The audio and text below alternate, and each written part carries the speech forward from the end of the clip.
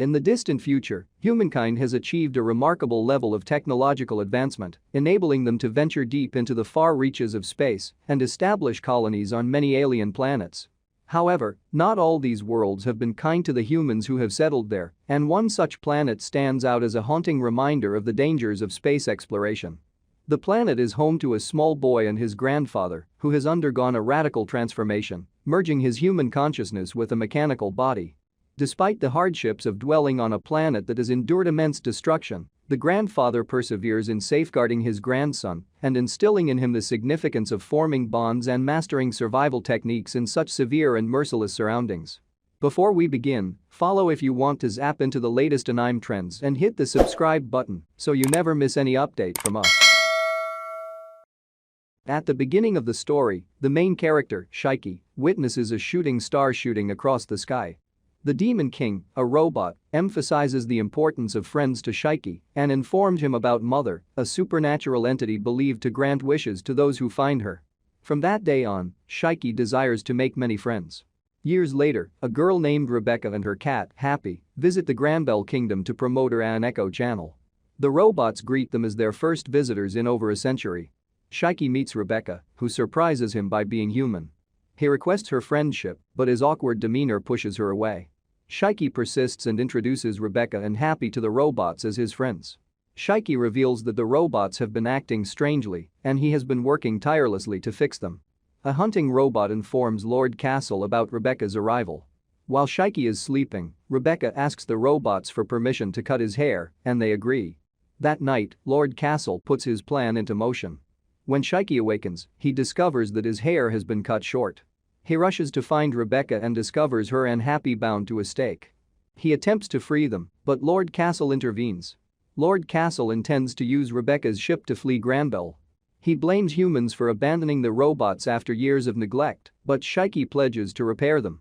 Lord Castle admits he has never repaired a robot before, it was merely Granbell's auto repair service. The robots announce humans as their enemies and start attacking Shiki, who becomes frightened and confused. Suddenly, Shiki unleashes the power he inherited from the Demon King. Happy awakens and frees Rebecca, explaining that Shiki is using ether gear, an ancient skill that enables the user to manipulate their ether flow as power. In Shiki's case, he manipulates gravity. They escape on Rebecca's ship to a planet known as Aqua Wing. Although Shiki is hesitant to leave his home, Rebecca drags him along. They soar into the sky, uncovering that Granbell is just one planet among numerous in the Sakura cosmos. On Granbell, Lord Castle and the other robots confess that their actions were a deception. They knew they would perish, so the Demon King urged them to find a way to send Shiki out, since he would be lonely otherwise, as they drop one by one. Shiki says goodbye and thanks them for never making him feel alone. He prepares to go on a new adventure to make as many friends as he can. Shiki learns that Rebecca and Happy are beekeepers, online stars that post videos for views and money. Rebecca asks him to act as her bodyguard in the meantime.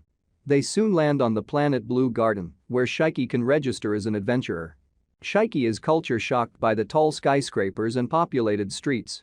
They enter the Adventurers Guild, the Shooting Starlight. He sees a projection of a massive unworldly entity called Mother sought and respected across the cosmos. When he mentions he has seen her before, he is ridiculed as nobody has ever seen nor met Mother in person. He strangely asks them to be his friends, and Rebecca has to drag him out. Suddenly, Rebecca is horrified as Happy is kidnapped, and Shiki activates his ether gear to give chase. He causes the thief to crash down onto the ground.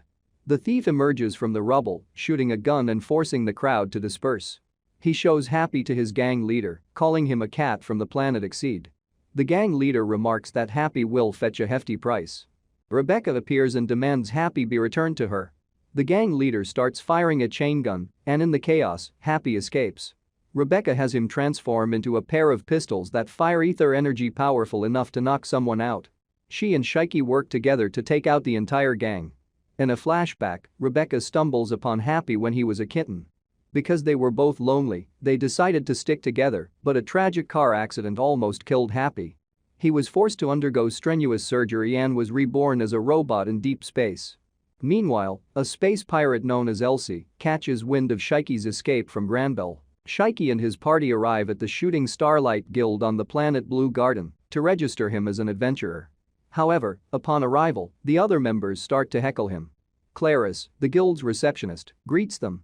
Rebecca asks her to use her influence to get Shiki registered. Soon, Lobelia, a very popular beekeeper, enters and insults Rebecca's videos, which makes her cry.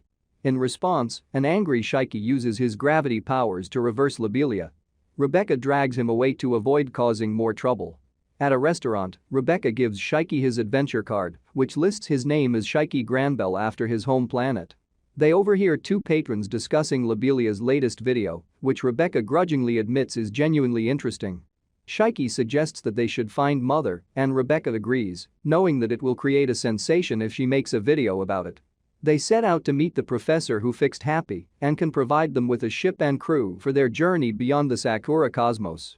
Meanwhile, Elsie arrives at the Shooting Starlight Guild in search of Shiki. She learns that they are heading to Norma, but she remarks that the planet is long dead. Rebecca allows Shiki to pilot her ship, hoping to make a video, but he ends up crashing their ship into planet Norma. Rebecca explains that Norma is rich in earth ether, which causes giant crystallized pillars to rain from the sky. They travel underground, where the Normans have built their civilization. Later, they reach the professor's workshop, where Shiki finds goggles that allow you to see through objects. Suddenly, a man claiming to be Professor Weissteiner points a gun at them, and he does not seem to recognize Rebecca or Happy. In a scene that takes place 20,000 years later, two astronauts explore the planet Norma and discover a bee cube with the words Eden Zero carved into it. Weiss accuses Shiki and his companions of being spies for Sibir, a crime leader and trespassing on Norma, but they deny any involvement. While trying on the goggles, Shiki accidentally spots an assassin and takes him down. Weiss uses the commotion as a distraction to escape. During dinner, Rebecca and Happy notice that the internet is not functioning, and they see a news broadcast about the inauguration of a new guild, the Shooting Starlight. To their surprise, they realize they are 50 years in the past. They come across a giant robot operated by Sibir and flee, knowing that their actions could create time paradoxes. Shiki uses his ether gear to aid in their escape and confronts Sibir in a fight, damaging his robot in the process. They later run into Weiss in a bar, who is shocked to see them and skeptical of their claims of being from the future until he sees his future photo. He has a briefcase with him that he has stolen from Sibir. Shiki finds a small machine robot named Pino in the stolen case and learns that she has EMP properties. A coding malfunction causes Pino to abruptly leave, and they suspect Sibir is using her for financial theft. Weiss excitedly plots another scheme and chases after Pino, while Shiki and Rebecca decide to rescue Pino after watching a video of her being interrogated and abused by Sibir and his gang. Pino returns to Sibir's hideout. Sibir plans to have her begin work immediately but decides to crush her other leg as punishment for escaping before. Unable to watch from the sidelines, Weiss interrupts him and reclaims Pino. Shiki and Rebecca burst in, and Shiki pulls in several henchmen at once, knocking them out in the chaos. Weiss escapes with Pino and unintentionally with Happy too. Sibir crushes Shiki with a compactor and instructs his right-hand men, the Foot brothers, to take care of Rebecca while he chases Weiss. Shiki wakes up in a trash heap where he finds a robot with a striking resemblance to Michael. The robot activates and clarifies that his code name is Jonathan and that he is just one of many mass-produced robots.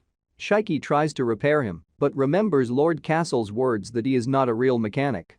Jonathan explains that they were used as toys by Sibir, and when they had exhausted their usefulness, they were dumped. As his battery dries up, he thanks Shiki for being kind. Rebecca barely manages to dodge the Foot brothers' attacks, but they end up admiring her beautiful legs, and they ask her to show them. Shiki bursts through the floor, taking out the Foot brothers in one blow. Meanwhile, Sibir has cornered Pino and Happy.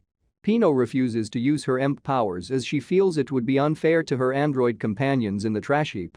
To ignore orders, Sibir prepares to blast them, but Shiki appears just in time, punching a hole through his robot and severely damaging Sibir. Shiki declares that robots also have hearts and should be treated with respect. Sibir's bird companion reactivates the robot, rendering Shiki helpless, but Pino works up the courage to activate her EMP and frees him.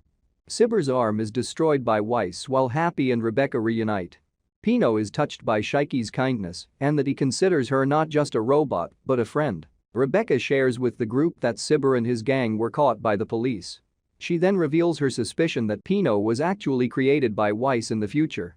The team has no time to rest as they are pursued by the police for entering a civilization without proper identification. They hurry back to their spaceship, Aqua Wing, and attempt to take off into space. However, they encounter a strange barrier that blocks their escape. Weiss, who snuck onto the ship, offers to help them pass through the barrier if they hand over the ship to him. Shiki agrees on Rebecca's behalf, and Weiss modifies the ship with his ether gear creation. The upgraded Aqua Wing successfully breaks through the barrier and evades the police. Rebecca receives a message from Professor Weiss of the future, who explains that a time-eating monster called Kronovich has consumed 50 years of Norma's time. He also reveals that he and the younger Weiss can exist together due to the chaos caused by the space monster. In addition, he clarifies that he simply repaired Pino and that her true creator is the Demon King, who is Shiki's grandfather. Suddenly, the group is captured by Elsie's ship, the Skull Ferry, which is captained by the notorious pirate, the Conqueror of the Seven Cosmos. Elsie declares that she will loot their ship and sell them into slavery. Weiss tries to negotiate, but Shiki decides to fight back and challenges to take over Elsie's ship instead. Impressed by his boldness, Elsie invites him to fight in a special bridge room. On their way to the bridge room, the group fights against octopus-human hybrids. During the battle, Rebecca is captured in a compromising position by the tentacles but manages to break free with Happy's gun. When they reach the bridge, Shiki is taken aback by Elsie's appearance as she now wears a skeleton mask. Follow for more if you want to zap into the latest anime trends.